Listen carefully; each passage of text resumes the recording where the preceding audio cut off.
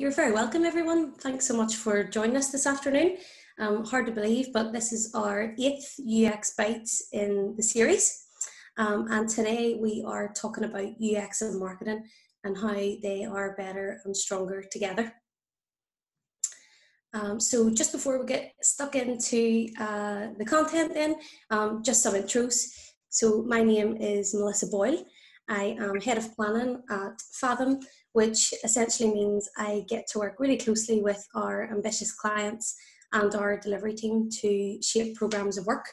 And those programs of work ultimately help craft or better users' experiences, and in turn help to increase sales, revenue, profitability, productivity, and sometimes support overheads too. So I'm joined today by my colleague Andrew, and I'll pass you over to him. Thank you, Mel. So I'm Andrew. I'm our head of delivery. So have the same goals as Mel, ultimately to make our products and services as good as they can be for our clients. But I specifically look after our delivery team and the quality of our outputs.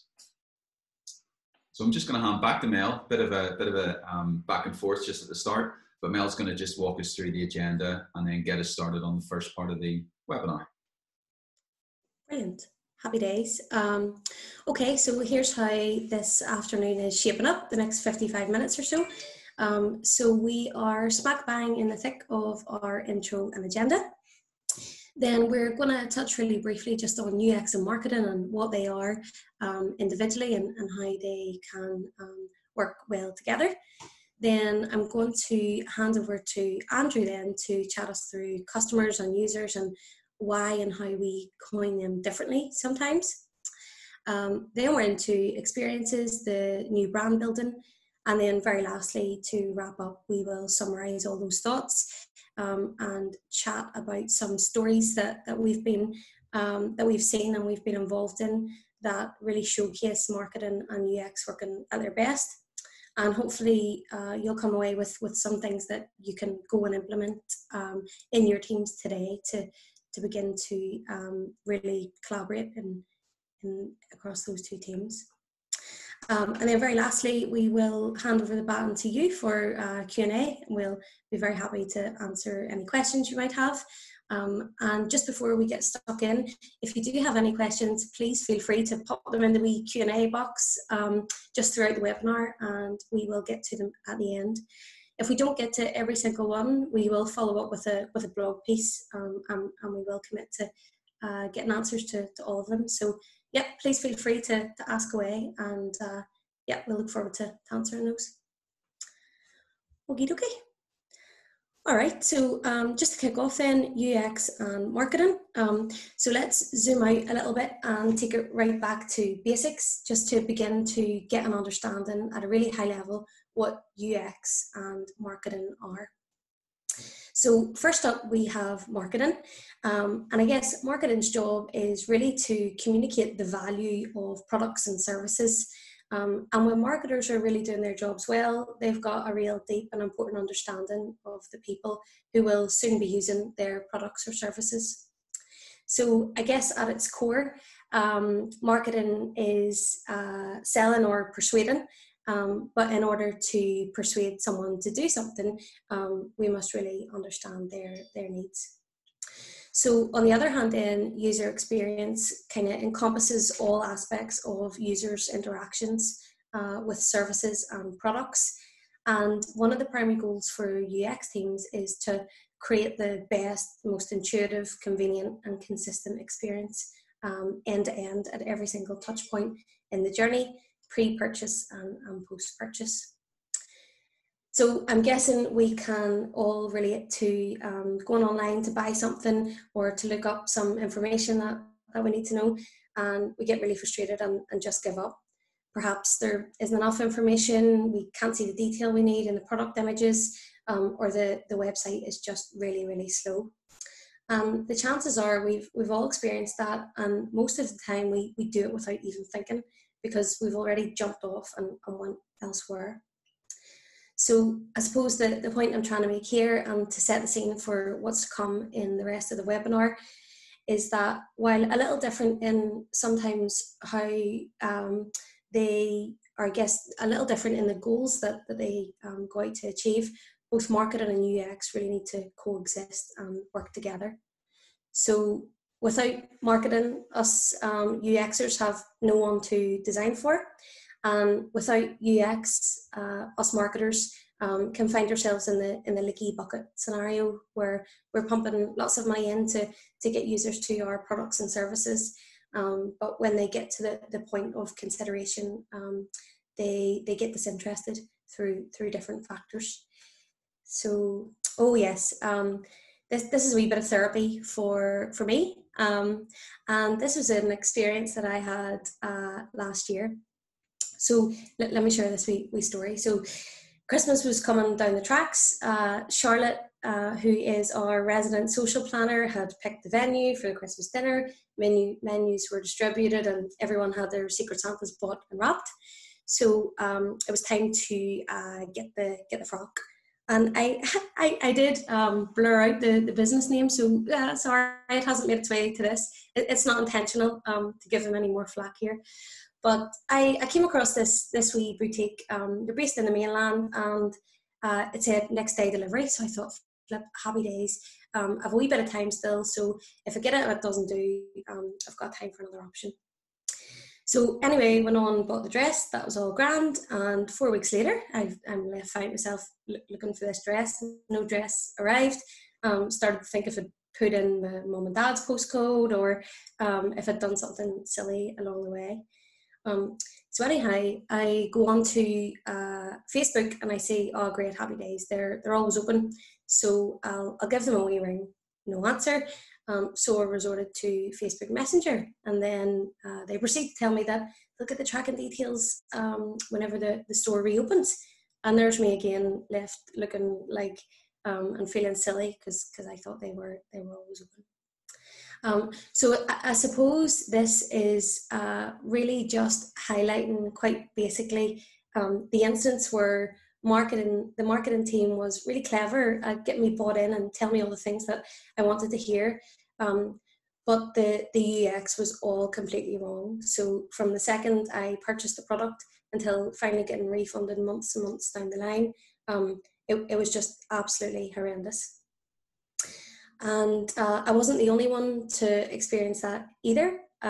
So we'll go into this in a bit more detail, and Andrew can talk us through that. But whenever I went on to look at the reviews of this company, they were just really, really bad. So I wasn't the only one that had this experience. And I suppose really what I'm trying to highlight here is that, they might get some short-term gains in getting people online and buying, but long-term these folks will be out of business. And I did a little bit of digging, and I think they've already been bust once or twice before. So yeah, just to kind of wrap up that wee story, and thanks for listening for the therapy. I'm still scarred by it.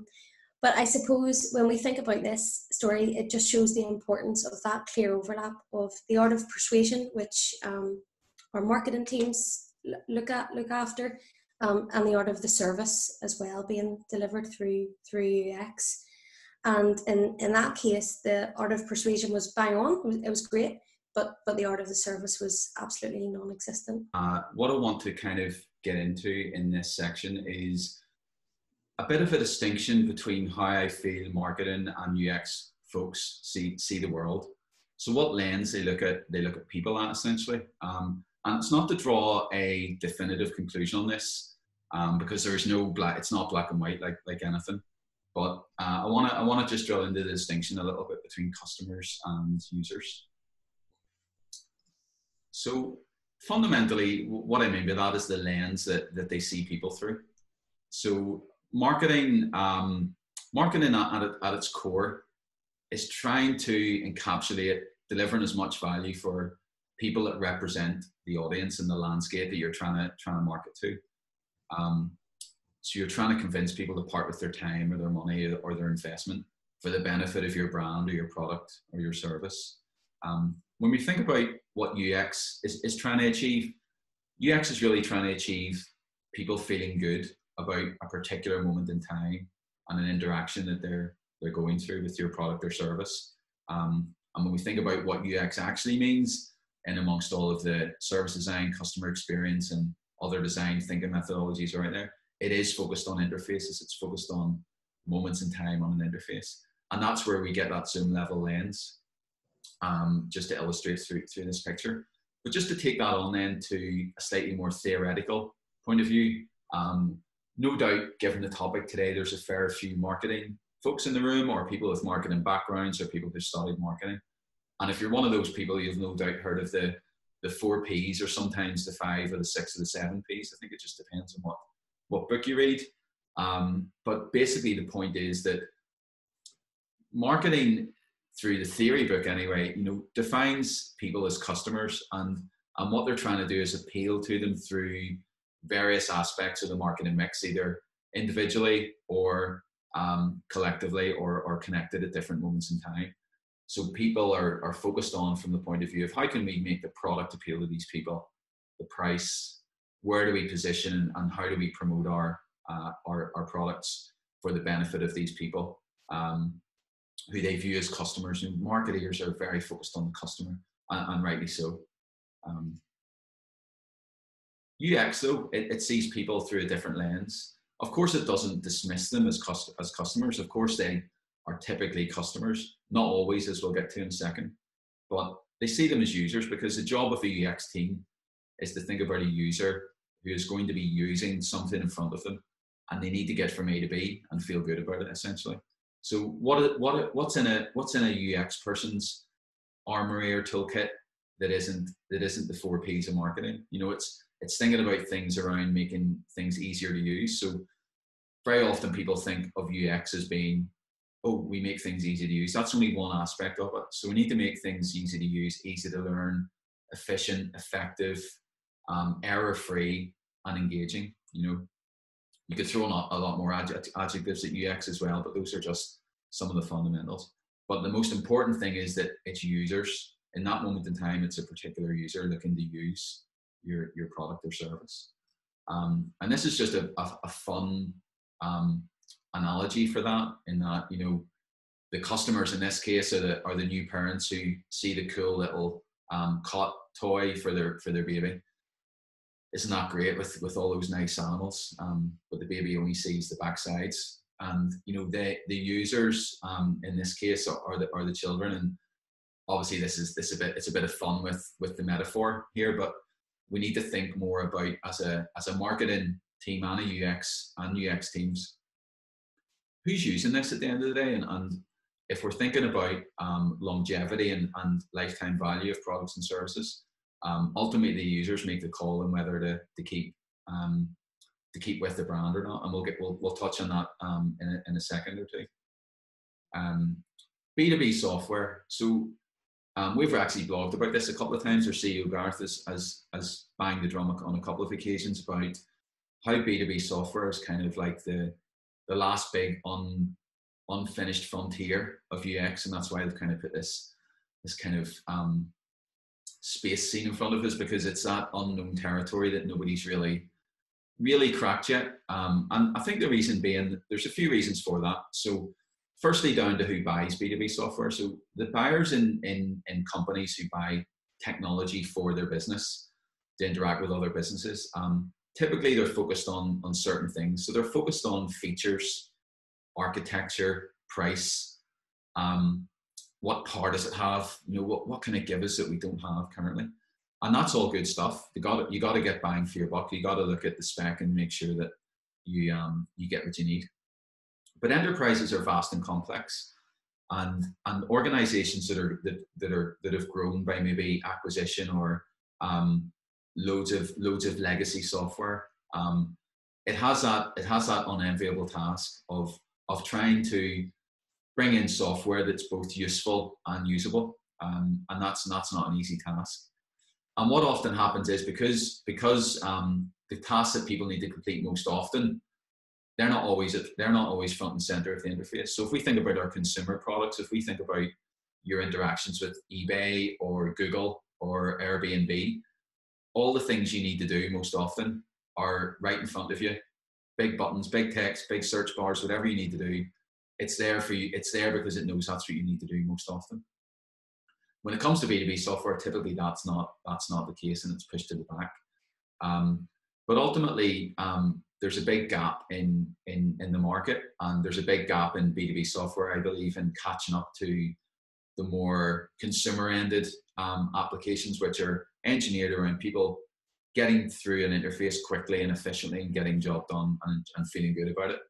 But ultimately, it's an element of cost. So if you get B2B software wrong, what ends up happening is you may buy software that's economically cost advantageous in terms of purchase, but the salary costs of the folks who are using it, which slows them down and doesn't get them motivated or engaged in their tasks, ultimately has a bigger cost. And so B2B software, I think, is a good example to illustrate why customer and user are different. And the buyer of B2B software is typically the customer, but when it's rolled out and when it's implemented, it's often the user that suffers at the end of the day. So just moving on, and this kind of hopefully dovetails nicely into where we left off, in that experiences really are starting to define where the strength in the market lies, and where product longevity and customer choice is moving towards. And hopefully the next few slides illustrate that. So just wanted to, I was going to do a poll, but I think just what we thought today is just open this up for just to illustrate the point. And I'd be keen to know at the end in the question and answer section if you have any contrasting views, and myself and Mel might have on this. But hopefully, if not all, I'd imagine if you today you will have a Apple iOS phone and an Android phone. If you don't have one of those, you'll have either or. And our view, I guess, and some of the data in the market shows that there's a huge amount of loyalty given to people who own Apple, iPhones, and people who own Android phones. And I just want to kind of frame that, and that I believe that's an example of where there's a loyalty because the experience that people find and they feel good about and they feel comfortable with Android and iPhones is that it's one that takes a lot of convincing to change. So would marketing change your decision to move from either an iPhone to an Android phone or an Android phone to an iPhone? Our strong hypothesis is that those that would change would be very much the minority, because both sets of operating systems have worked really hard to appeal to the target market that buys their products, and they invest so much energy into ensuring that experience is continually optimized, continually meets the changing needs of those consumers, meaning that the risk involved in moving may be too high. We believe that marketing in terms of new customer acquisition aimed at both or either Apple or Android users isn't going to get the market share that maybe other products or services might get. But I'd be interested to hear in the question and answer if you have any contrasting views on that, or you've maybe been seduced by marketing in the past to maybe switch sides. So this is just to illustrate again that where the market is going and where it's gone for a while is that, in the 20th century, heavy brand driven marketing typically and very often would have got people in the left hand lane. I'll follow that because I trust what this advertising and this promotion and this marketing is telling me. But organizations now are realizing that if they invest in rewarding sustainable experiences for their companies, for their customers, I should say, that the consumers follow. They follow that path. And I think we've talked about this numerous times in Fathom webinars or Fathom talks in the past. So apologies if this is old news to you, but we very often resonate these terms with our customers or clients who we're talking to. So people don't buy products, and that we don't mean that they don't physically buy them. Of course they do, but what their motivation to buy isn't. They're not buying the specific specification of the lens because they want to look at it all day and think how great they are for having this amazing lens on the camera, or how much power their drill has. Really, what they want is the outcome of the product that they're buying. So they buy they buy experiences essentially. They buy the memories that the photos give. They buy the DIY project that the drill enables them to achieve, and they buy that immersive game where they can just lose themselves from the real world and have ultimate enjoyment. So that's what people buy, and that's what's always worth remembering when we're selling products or marketing products and services, and when we're thinking about UX. And just to illustrate a well-known example of why experience matters when it comes to business success and when it matters when it comes to consumer satisfaction, it can be seen through Airbnb. So when Airbnb started back in the late noughties, for a few years it was barely making any money. So the guys who founded it were borrowing off credit cards and borrowing off friends and taking loans out just to try and keep the application going and build some momentum. And they conned on to something in between 2010 and 2011 when they realized that some properties, just for their qualities, just were not getting the traction in terms of conversion that their traffic and the interest demanded. Even though the price was great, location was great, everything about these properties was bang on. But why were people looking and not converting into booking their stays? And so they honed in on a few properties in New York that fitted that budget. There was about 40, and they contacted the owners of the properties and said, look, we're going to come out and spend some time with you. And what they done was they took some high-end professional photography with their own cameras, consulted with the owners of the property, and put it online. And overnight, the demand for those properties was raised so high. People were booking. People were starting to book it even when the listing price went up.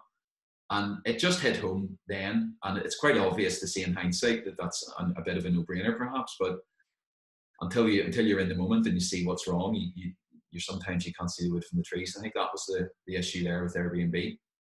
So when they raised the photography, what happened was people could actually see and visualize themselves in a nice space, because ultimately that's what they needed. So, New York, yes, they want to be near Times Square, whatever it might be, but ultimately they're staying somewhere nice. They want to visualize themselves in that property. And I guess the rest is history. That what happened was that scaled up, and the guys hired photographers to go to key locations to bring most of the properties up to a really high standard. But then the market followed, and then everyone else took their really good photos themselves and were listing their properties. So yeah, just an example there. So this brings us nicely into the app graveyard. I think sometimes we refer to this. So mobile apps, they are dominating our smartphones, and we use some really often and we use some hardly at all. But the fact around apps is that 80% of apps get abandoned after the first use. And the reasons for that are varied, but the top reasons typically are there's no market need. So there's apps out there that just there's not a market for. People don't really need it. It's maybe not solving problems people have. So if you think about the apps that you do use, they're probably solving problems. They're helping you connect with people, or they're helping you pay your bills, or they're helping you relax and have fun on your terms. But most apps aren't solving problems. And then importantly, every app's competing with every other app on your phone. So when you pick up your phone to do something, and you either have an idea of what you're going to do, or you're picking it up for inspiration, and every app's competing with every other app in terms of what your brain is telling you need to do at that moment. So that first time experience is everything. So the moment when you download an app, the moment you are interested in downloading an app, that first time onboarding experience, if that doesn't make or break your decision to interact with that app long term, if it doesn't make it a good experience, then that app is going to be one of those 80%. So it really resonates that experience that you tap into needs to be bang on. Another important aspect of this chapter around experience is that how people view information when it comes to their purchasing decision. So some research that Deloitte carried out a few years ago gave some really fascinating stats into what people do or where people go for trusted information. And when it comes to actually pre-purchase, before they make that call to buy, what influences the most? And you can see here in this graph that, you know, family and friends, customer reviews, independent product experts, their opinions and their content matter much, much more than what the seller has to say. So the brand or the provider of the product or service. And that's because essentially people are starting to value other people's experiences more than what brands have to say. I think it's just evident of the consumer shift in today's world.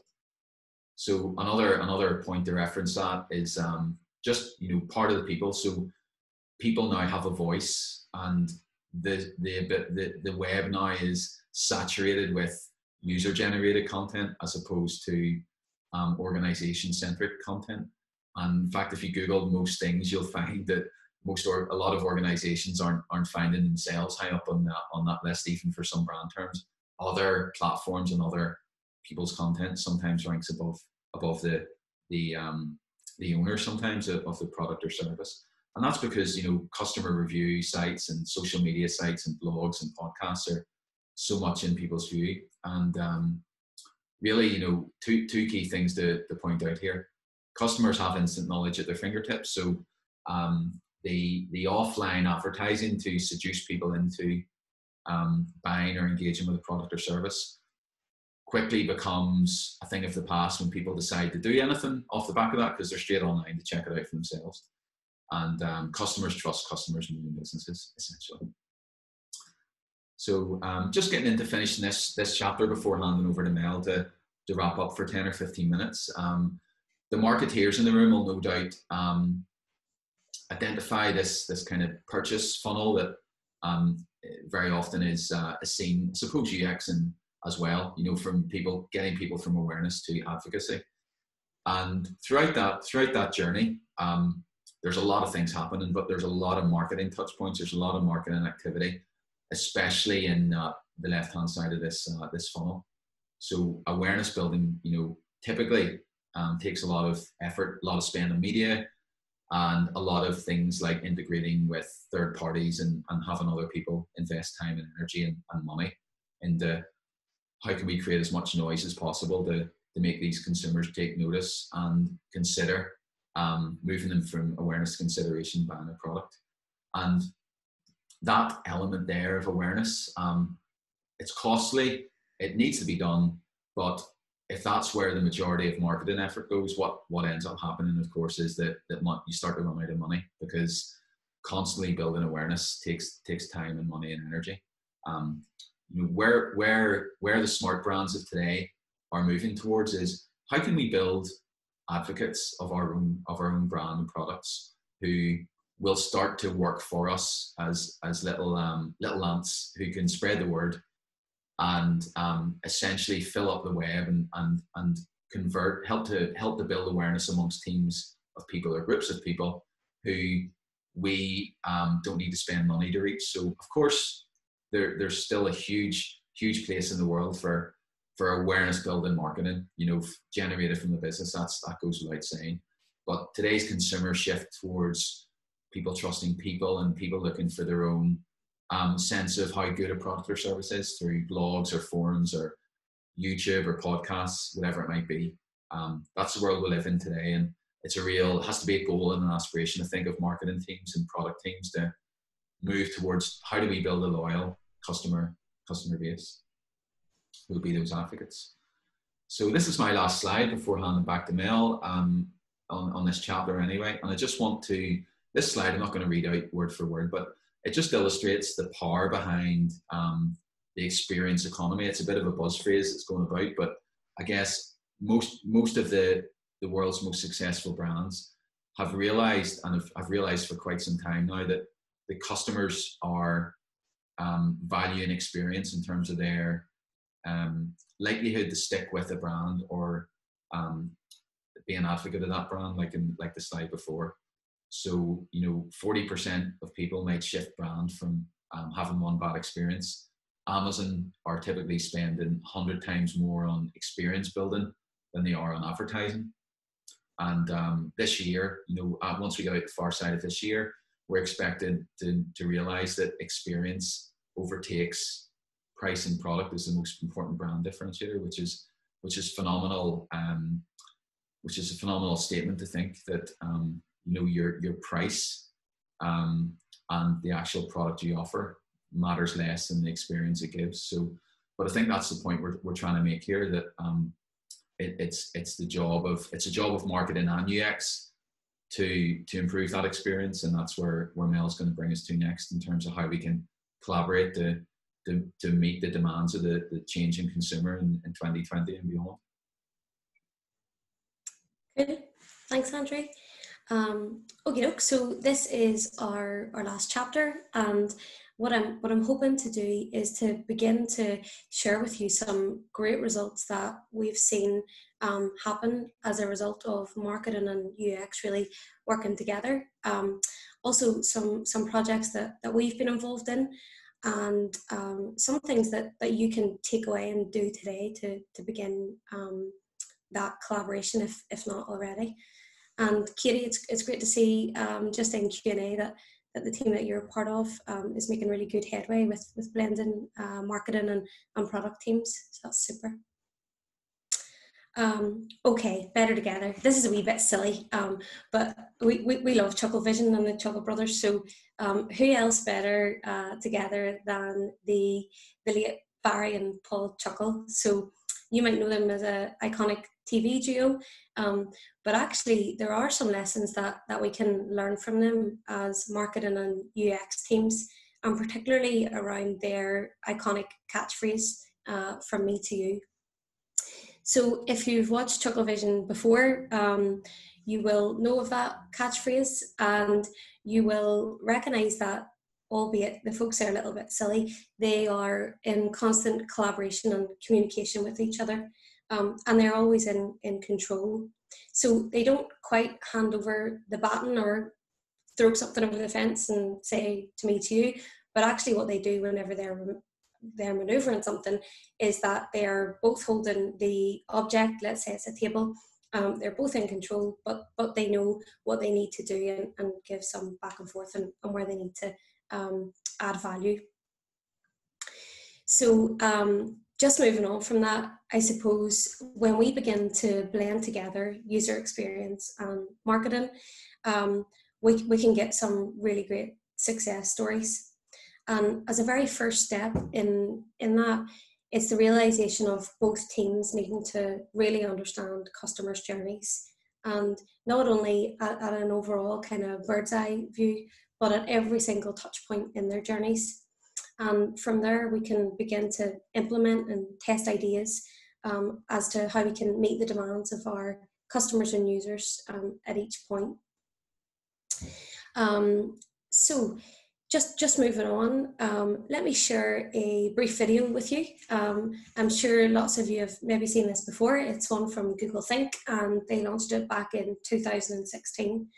And really what this does is it illustrates the reality of how our customers and users seek and find content into, in terms of living moments, and the importance that both marketing and UX have to collaborate to find the right channels and the right message to really deliver the best experience in those all important micro moments. So sit back and relax for a minute or so, and take it away there, Andrew.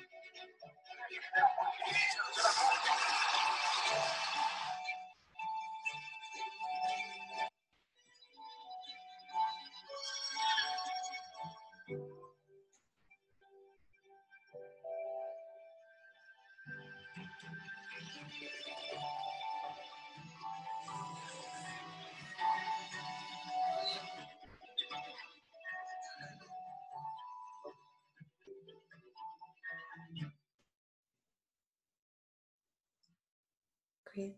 So I suppose what that really illustrates is just sometimes the context of use and the different points our users are at in their journey, whether it's looking for information right there in the moment or needing to buy a product right there in the moment. And a really good example of UX and marketing working really tightly together is one from Uber. So they have an integration with Google Maps, and that is getting information to the customer when it's most needed. So as a user, I'm going to Google Maps to find a place I need to get from A to B, and it's very, very likely that I'll need some transport to get there. And lo and behold, there's our friend Uber being there to offer their assistance and information that matters to me at that point in time. So I guess just looking at what that means to marketing and UX, it's a blend of marketing, really knowing and picking the right channel for customers, and the experience being bang on in the moment. So pulling out the things that matter most to the user at that point in time, giving them an idea around price and also the time as well. And I guess the reason this works so well is because Uber have really blended and aligned their business goals with their users and their customers' goals, and they found that real sweet spot in between. Okay, moving on then, I guess just where to start. So this is a typical UX journey map, and it's a artifact that we use almost day in, day out. And it's a starting point to begin to map out an existing journey of our users, and really to drill into pain points and opportunities along the way. So the big thing here is to pull out pain points and moments of delight along the journey. The one that you'll see on screen at the minute is for a customer we worked with, and they had some customer insights which allowed us to map their thoughts and feelings to each part of the journey.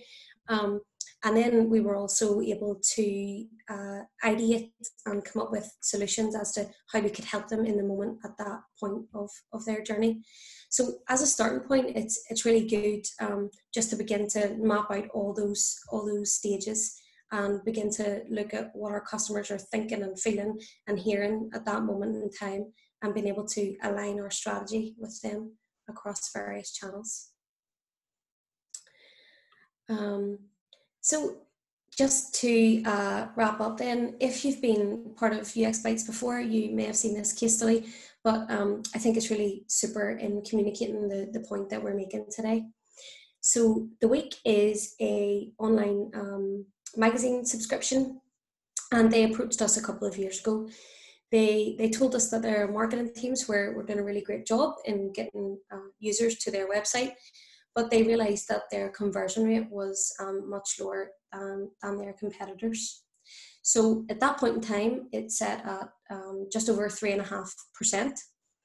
And our first part of the project was to begin to test the assumption of their conversion rate being low. So we went in seek of finding other competitors in the space and looking at what their current conversion rates were. As it turns out, one of their biggest competitors, Great Magazines, was sitting at almost 11%, and the folks at Marketing Sherpa had did a piece of research that indicated that magazine subscription websites could achieve up to 22% conversion rate.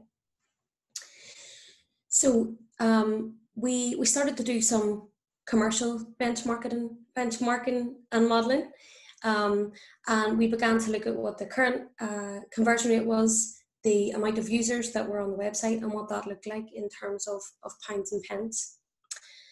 And we were quite modest in aiming for a 8% conversion rate, which we achieved. And that was as a kind of a lower benchmark against great magazines as a starting point. And we said to our customers, if we could simply increase the conversion rate from 3.6% to a very reasonable 8%, here's what we think you'll get in return for that. And that was with not a single penny more spent on marketing. So no more acquisition costs or advertising costs that were already in place from the previous period. So that's what it looked like on the ground when we ran the test. And as a starting point to, I guess, begin to understand or find clues to where the journey was breaking down, we reached out to some users, and here's what we found. So the first little clip here is of a user that we asked to go onto the Week website and to look for the subscription and to begin the process of buying it. And here's how they get on.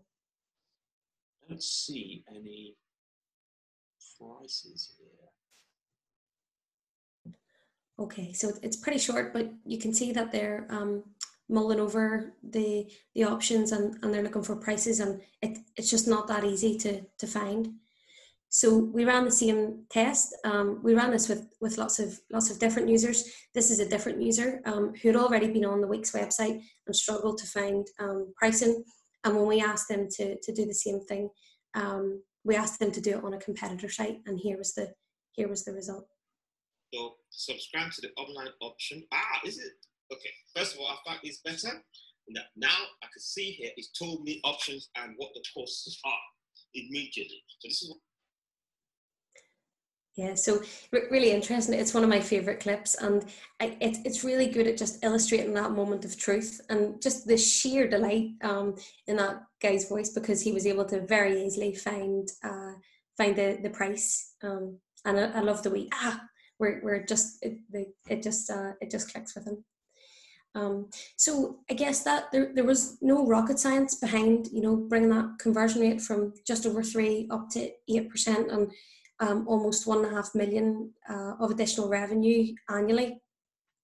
All we really did was we began to look for clues, and we asked users to begin showing us what their experiences look like on the ground.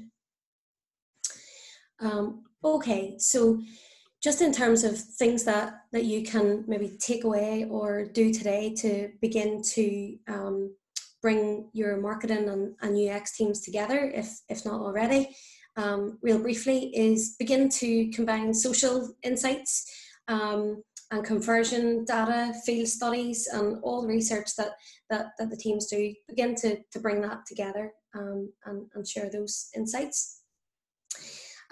Really use your artifacts and keep them alive. So from time to time we see lots of great research and work being done around personas and journey maps and all these great artifacts that really show our customers' journeys and help us to, I guess, step in their shoes. And sometimes they find themselves sitting on a desktop or in Google Drive or in the cloud. So really encourage you to pull those out, print them out on the wall and share them with not only marketing and UX teams, but across the organisation.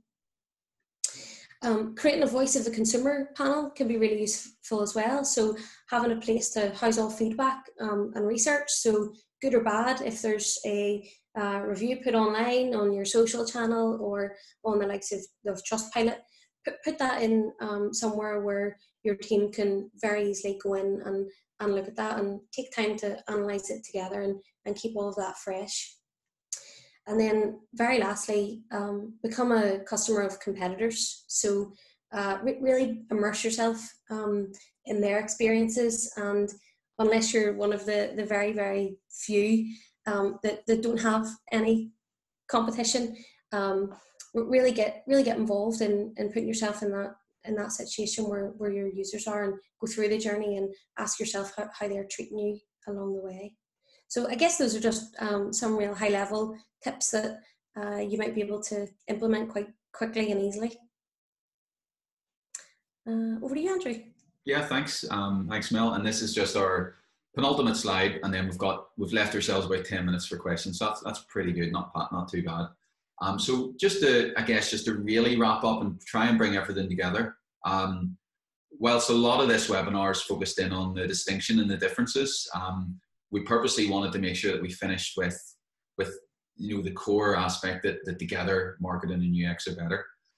So what better way to finish than maybe think about, okay, well, what does that mean, and what are the fundamental principles behind making that happen? So I think at its heart, it's understanding people and behavior. So we know that marketing typically sees things through the customer lens, but UX sees things through the UX lens.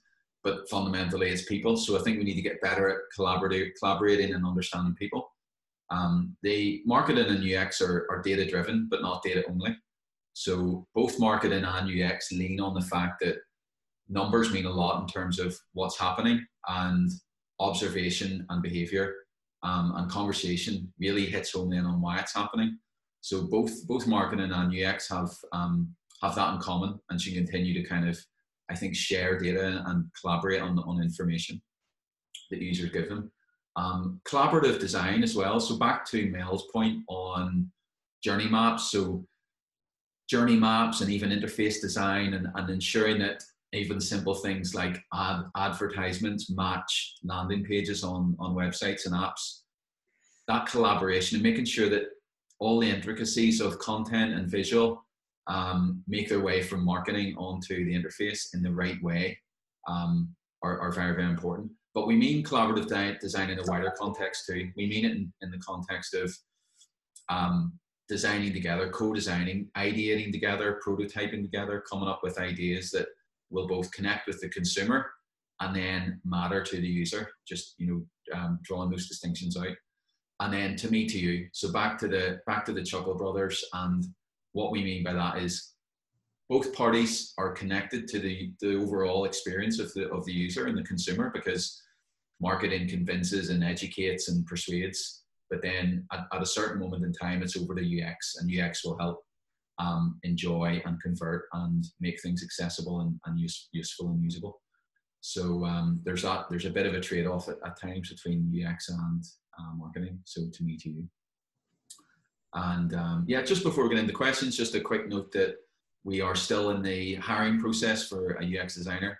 We've had some great applications of late, but we want to keep it open for a while longer. So if any of you folks are in the UX design field and have a bit of experience under your belt and fancy a challenge at Fathom, feel free to check out the job description on our website. And if it's of interest, then you can actually drop me an email or just follow the online form through the site. So yeah, that's just if it's of interest to anyone here on the webinar. So yeah, so I think what we'll do just before wrapping up is Mel and I will stick around for 10 minutes and hopefully get to a couple of questions that have been asked. Yeah, sure. I have a couple that I can see here coming in, Andrew, that we can maybe start off with. So yeah, sure. This one comes from Manus, and he asks, what most affects marketing strategy, CX or UX? Any thoughts on that? Yeah, I would have an initial thought on that, Manus. I mean, obviously both can contribute. It'd be silly to think that neither CX or UX have an impact on marketing strategy. I would side towards, if you're looking for where my head and my heart would be pushing me, it would be CX, and that's for the reason that almost I think we tried to make at the start of the webinar, in that customers, marketing sees things through the lens of the customer. So the buyer, when it comes to successful marketing, the buyer is the most important target audience. So when you're thinking about customer experience as a discipline of design, I feel that its outcomes and its learnings and the research and insight that you might get from customer experience might have slightly more of a direct impact on how your marketing strategy works, because the more you can connect with the customer, the more successful in terms of pounds and pence and footfall marketing might be seen. Although it's a very good question, because both have, I think, a massive impact potentially in how good your marketing strategy can become if you use the tools and insights that come from both customer experience and UX. Yeah, great, thanks Andrew. And then this one comes from Kiri. So Kiri works at a company as a product designer where marketing and product have traditionally been somewhat separate. Marketing have a market research team that conduct research for them through surveys, whereas the product team have a UX research team that conduct research by speaking to our users. As a product team, we're working with marketing more regularly now, brilliant, and finding that there's a lot of crossover. How can market research and UX research coexist in a way that supplements each team's findings whilst avoiding finding out duplicated or contradictory information? How can we share and collaborate on research findings? I think that's a great question, Kiri, and it's great to see that your company is making big strides into really working in harmony there. I would say there's probably a combination of things. So some of the things that we shared just at the end there around, you know, having that shared source of research and analysing that together has a big part to play. I also think having a standardised way of planning for research is very, very important. So it could be quite easy to get contradictory views if, you know, questions are slightly skewed or biased. So I think that has a big part to play as well. Andrew, have you got any thoughts on that? Yeah, I think you've touched on most of it, Mel. I think that the most important thing is that maybe, you know, just trying to have a really nice shared artifact, shared selection of artifacts that, and maybe use a nice key or legend to determine what is, maybe use that customer user perspective. So what is customer based insight and what is user, so that you know, you avoid those kind of things becoming blurred or duplication. I think having the shared artifacts really benefit both teams, because at any one moment in time, UX folks might need to lean on marketing insight and marketing teams might need to lean on UX insight. So the more that those artifacts can become collaborative and joined up, you know, the better. I think that's a really good one for us to answer with maybe a few examples or some bit more detail in our blog follow-up, Kiri. So I think as well that'll benefit from some of the team at Fathom having some experience of that too. So we could hopefully give you a better, an alternative and possibly more detailed answer in the blog to that one as well. But it's a great question, especially if you're working closely together. How do you be efficient with that? Yeah, and I think this is the last one we might be able to take before having to jump off, and we will get to all of them and answer them in the blog. This one comes from Kira in Belfast. So Kira asks, what's the best way to check if your UX is working or not yourself? Is it just checking the conversion rate through Google Analytics? So I'll maybe start off on this one real briefly, Andrew, and then see if you've got any thoughts. Yeah, happy enough. Yeah, great. I suppose, Kira, what we find is a really useful exercise is to begin to kind of walk the walk through your user's shoes. Now, you are not the user, and you'll be, you know, way more used to terminology on your site or across your social channels. But even just taking a snippet at that point in time from social right through to the end of the journey, and just looking at messaging and making sure that's consistent. I think conversion rates through Google are a really good clue to start with. So if you see that traffic is really high, but drop-off rates is also really high, then there's a fundamental issue there, similar to the week. And it can be quite inexpensive to do some usability testing, and that might be the best way, just to bring your users into the room and really see the world through their lens, because something that's not quite obvious to you, you know, might be a huge blocker for them. Yeah. Anything else to add? No, I think yeah, when you're looking to just understand if it's working or not, yeah, the first port of call really is data. So the data will tell you I guess, in black and white terms, what is happening. You know, are people abandoning, or are they converting, or are they jumping all around the place and not knowing where to go? I guess the analysis of that is important as the data, knowing how to interpret that, and maybe how to think about building hypotheses from it. But like you said, Mel, you know, usability testing, then it's getting deeper into that problem. So usability testing will either confirm or give new insight as to why those behaviors are happening. And you can also launch things like polls or heat maps to get in deeper to understanding what's actually going on. But yeah, you know, Kira, a good starting point is Google Analytics for sure, because it gives you that baseline of what's happening, and then you can go a bit deeper from that point. Wonder whether we have time for one more, maybe.